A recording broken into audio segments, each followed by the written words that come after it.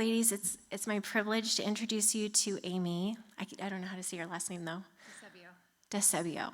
So is it French? Italian. It's beautiful. So I am so thankful that God introduced me to Amy through our boys who became friends at Grace 3 years ago. And I have been so amazed by her faith and impressed with her walk with the Lord. She's someone who her sweetness and her faith just emanate off of her. And I would never have guessed that she has been through what she has been through. And I'm really honored that you're willing to share your story with us. So thank you. I'm going to pray for her. Dear God, I thank you so much for the work that you have done in this amazing woman's life. And God, I thank you for her courage and her bravery and just the example that she is in faithfully loving her son and faithfully following you.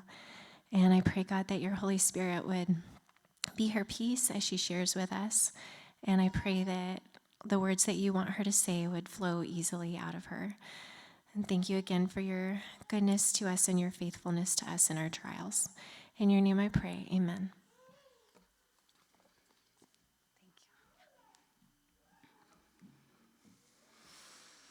Okay, I would like to start by saying that I am not really an experienced speaker. The first time I remember speaking in front of an audience was in 5th grade.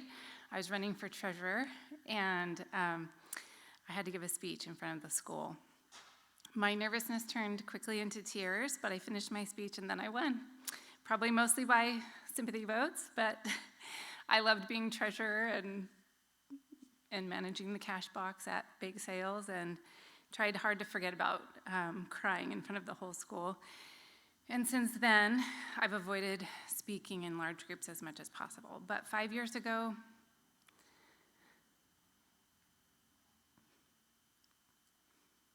I found myself on stage again, speaking at my husband's memorial service. And while I was terrified and still in a bit of shock, I desperately wanted to honor him and the gift of the life we'd had together. So today I stand here not any more confident in speaking, but humbled by God's faithfulness in my life and hoping that God is honored by what he's given me to share about loss, grief, and mental health.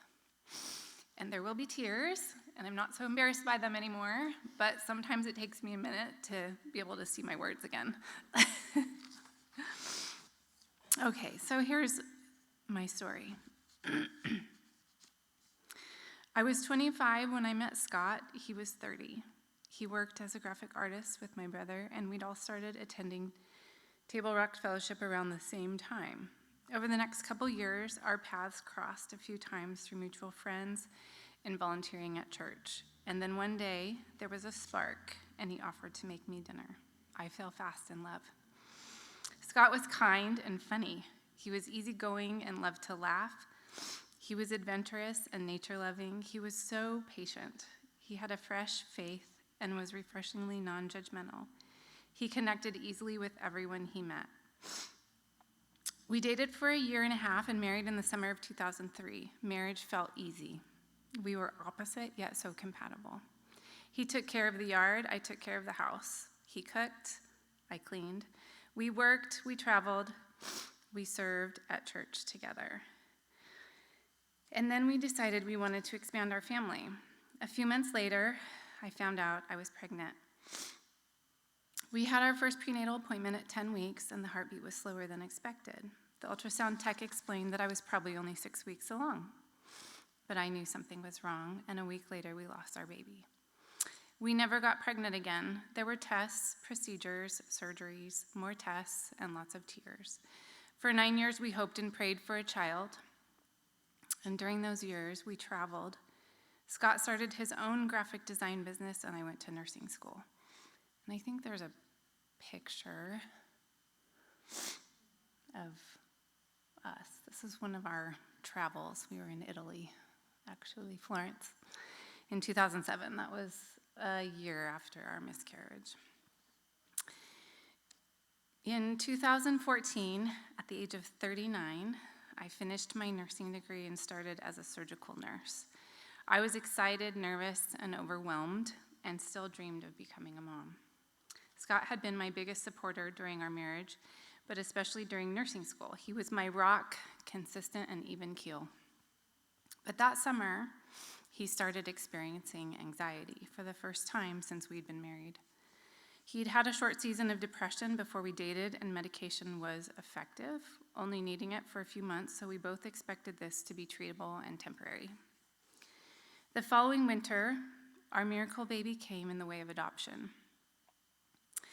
It was a 6-week whirlwind of anticipation and preparation, and Zachary Scott was born on February 27th, 2015. Our adoption journey was beautiful and challenging, and while that is a story for another time, these words by Jody Landers express my feelings completely. A child born to another woman calls me mom. The magnitude of that tragedy and the depth of that privilege are not lost on me.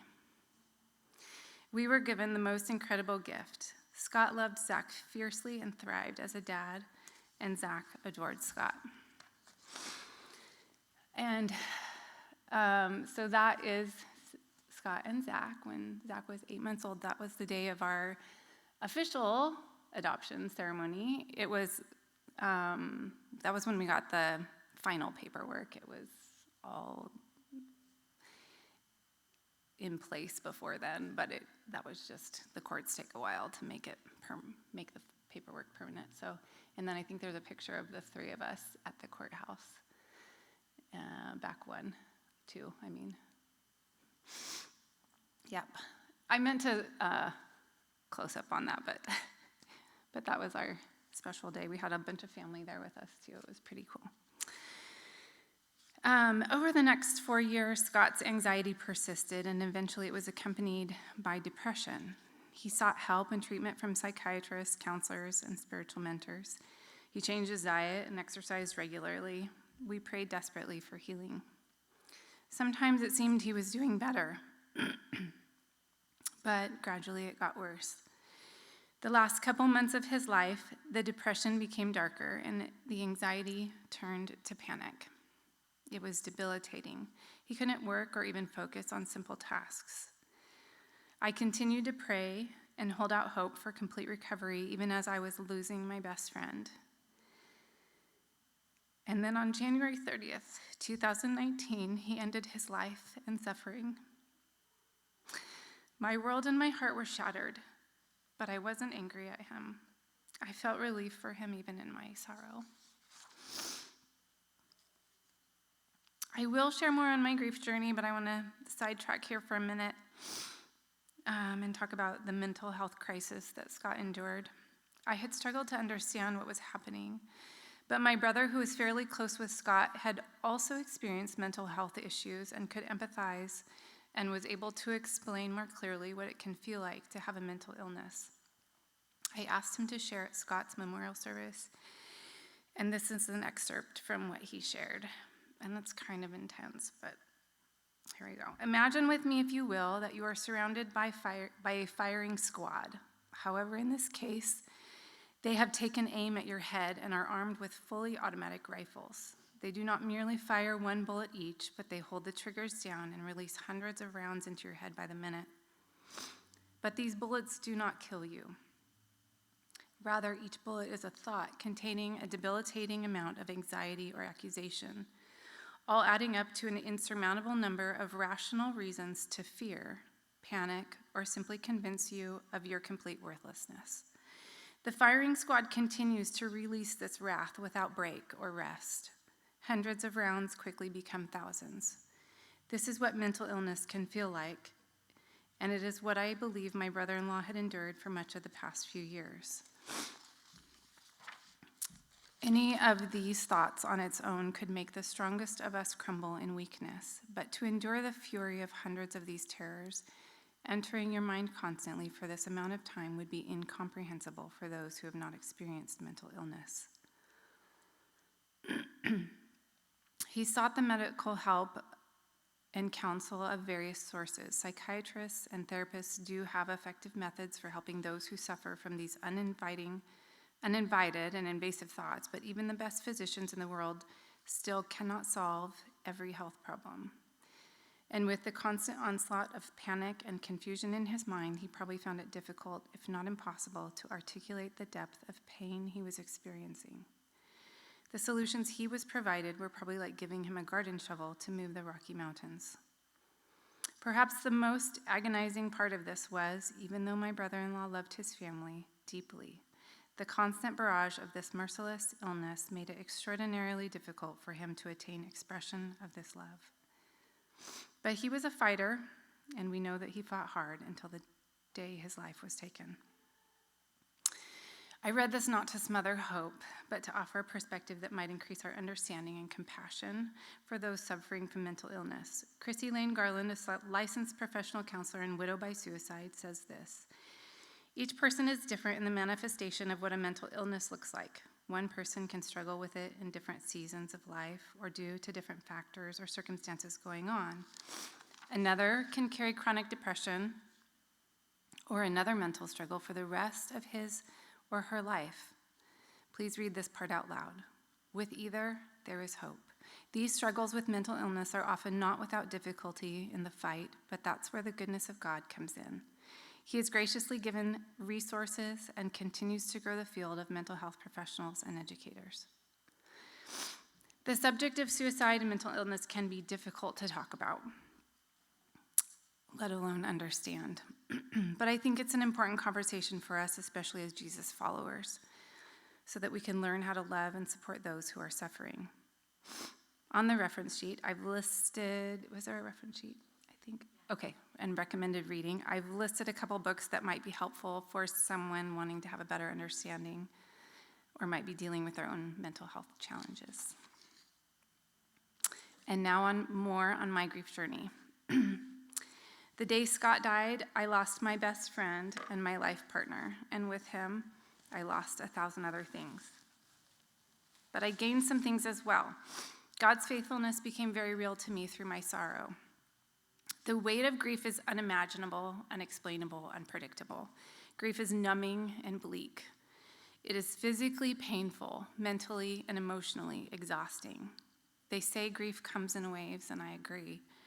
I wonder if God, our incredible creator in his mercy, allows these waves so we can rest in between and gain strength for the next one. I have held tightly to these words in Lamentations since the day Scott died, but this I call to mind and therefore have hope. The steadfast love of the Lord never ceases. His mercies never come to an end. They are new every morning. Great is your faithfulness. God's mercies have been endless between the waves and even when the waves were crashing down hard. I will say these waves of grief have gotten smaller over time, but there is always an undercurrent that I would describe as a longing. We often talk about closing the loop with communication. We might also talk about closing the loop in regards to anticipation and fulfillment, like planning a vacation or completing a project or receiving an Amazon order. Grief feels like a loop that's never closed, a longing that is never satisfied. Sometimes I tried to fulfill that longing with changes in my life or planning things to look forward to, but the dull pain of longing persisted. Eventually, God showed me that I was trying to fulfill a deeper longing that can't be fulfilled with temporary things.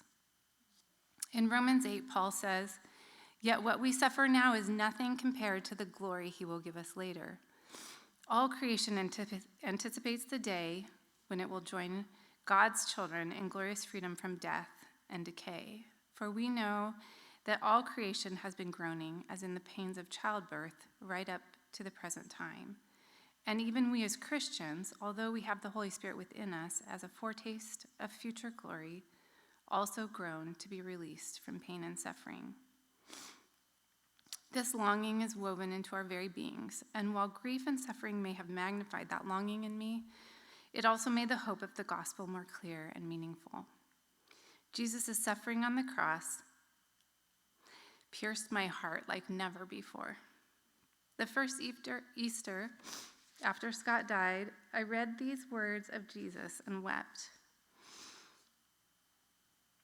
from Luke, and he withdrew from them about a stone's throw and knelt down and prayed, saying, Father, if you are willing, remove this cup from me. Nevertheless, not my will, but yours be done. We have a Savior who understands and empathizes with our suffering. Grief can bring us closer to him, the one who loves us more than anyone. Clarissa Moll, a widow, writes in her book, Beyond the Darkness, your grief can become the place where Jesus uniquely meets and ministers to you. In your sorrow, you can find him infinitely more beautiful and gracious, even as you hold the mystery of suffering and his goodness in the same hand. Recently, I was at a widow's retreat, and we had a time of reflection where we were to remember the day of our husband's death. And as we replayed the events in our minds, we were to write down where we saw Jesus there with us and how he was ministering to us in our darkest moments. I think this can be a powerful practice in any difficult circumstance, because sometimes the way Jesus cares for us is quiet, like the way he is described as our shepherd in Psalm 23.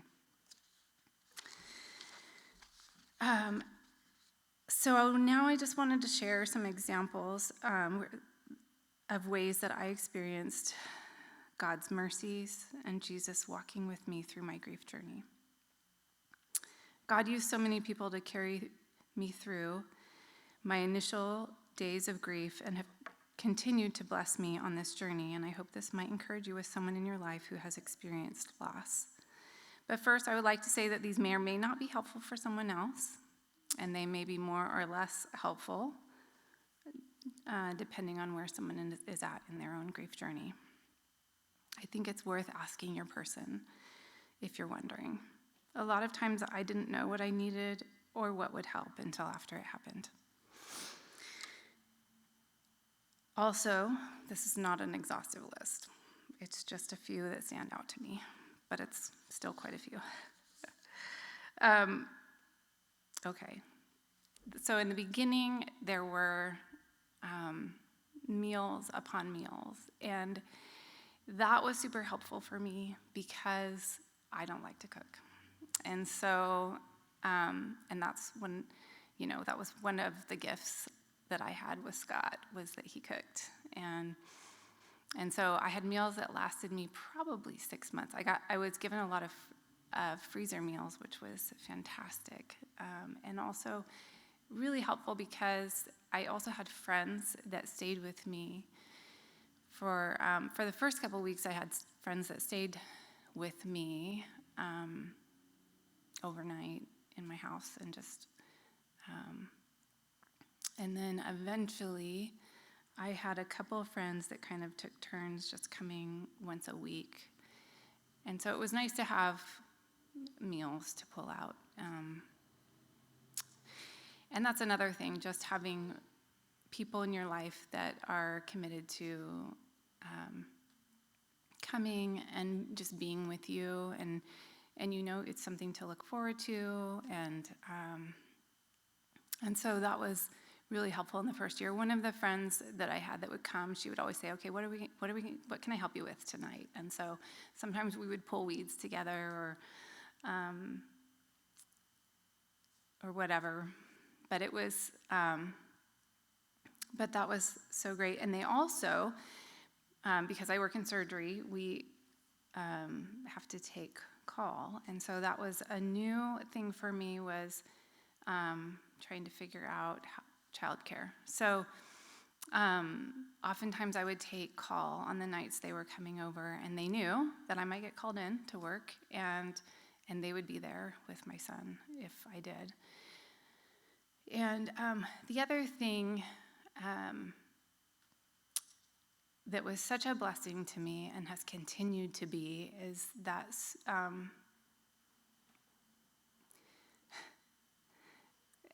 at the memorial, this part was not the blessing, but the blessing came later. At my memorial service, one of my coworkers was asking me what I was going to do about work. Not the time to ask somebody what they're going to do about work. It was 10 days after Scott died, so Um, but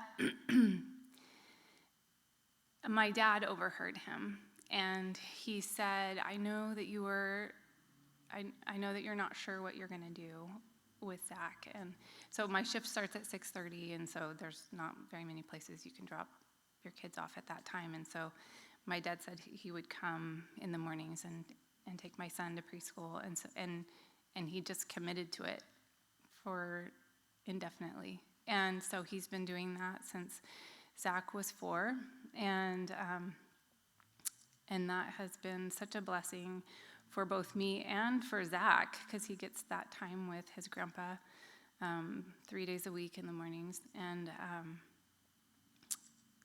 so childcare is really a tricky thing.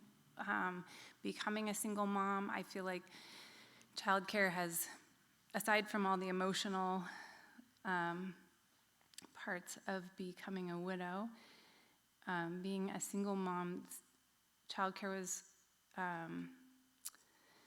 was definitely the hardest, especially during COVID, when preschools and schools closed and all of that. And so having people who are going to be there and consistently for the long haul is really important.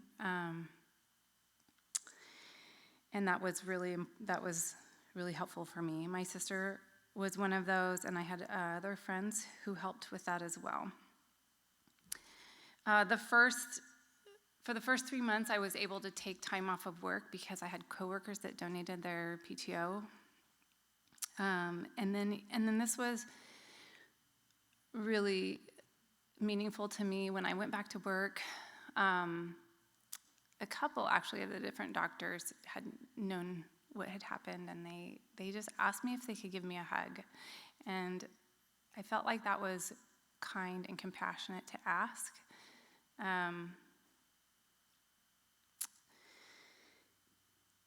My mom helped me with the piles of death paperwork. I had a friend at church who, and just a little backstory, like going to church with Scott, we would usually, he would go find a seat and I would take Zach into kids' church. And then when I would come back, I would look for where he was. Usually he was in the same general place. But I knew what I was looking for. I knew what his head looked like, his hair, his collar, the way he sat. And so the first time I went back to church was probably a month or 2 after he died, and I remember dreading that moment of going into the service and him not being there. And when I dropped Zach off at kids' church, the gal that was working in the class, she just looked at me. She said, "It's good to see you." And those words meant the world to me because I didn't want to be there.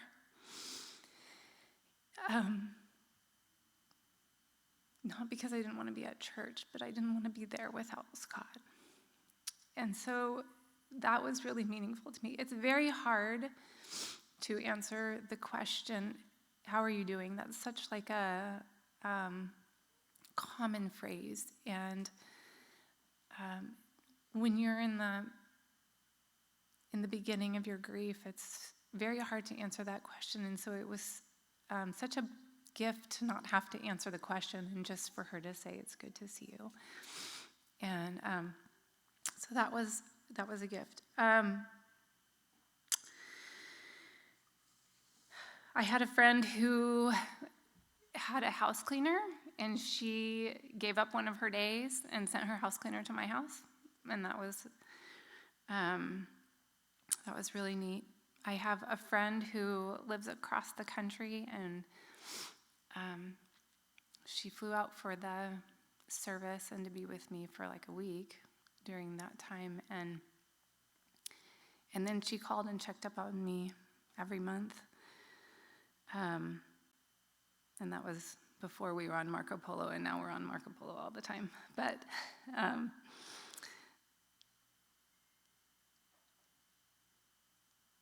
and I'll just keep going back to this, childcare, especially with people that you know and trust. I have a cousin who one night she was asking if we could go out to dinner, and her son is, I think, 4 or 5 years older than my son. Anyway, she said, Zach can just come over here and hang out with her husband and son, and then we can go out to dinner. And that was, it was so, I don't even think she realized what a gift that was, because I didn't have to worry about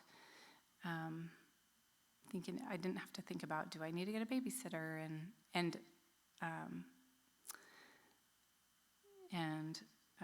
it was just very thoughtful, and it was helpful. Also, another friend whose husband helped me so I could go to Bible study would pick up Zach from his soccer camp and then bring him back to the church for me when I was at Bible study. And as later on in my grief journey, some of the things that have been more meaningful to me, I've realized there's, over time, I've realized that it can be difficult in developing new relationships because people don't know you they don't know the other half of you. And so one of the things that has been really meaningful to me with my friend Belinda is that we met after Scott died, but she has not been afraid to get to know Scott and our lives together. And I'm not ever afraid to say his name around her. And that is really, I've realized, and I love it when other people say his name too. It's so, it just makes my heart happy. It doesn't make me sad, and it's not awkward, and it actually just brings me joy when people want to talk about him. And so I think, again, like I said, some of these things you may want to ask your person how it makes them feel, and just it's okay to ask to see what is helpful. But I think that is one of, for me, that's been just keeping his memory alive and being able to talk about him freely has been such a gift. I also have my sister-in-law who has been available to go hiking pretty much whenever I'm available. And that has been an incredible gift to just have somebody to spend time outside with. And she is a very busy person, but she always has time for more. and so that has been actually super healthy for me in getting outside. And so I think our last picture, I might have skipped one of the pictures. I think that was our last picture together in Thanksgiving of 2018. And then the very last picture is me and Zach on a hike.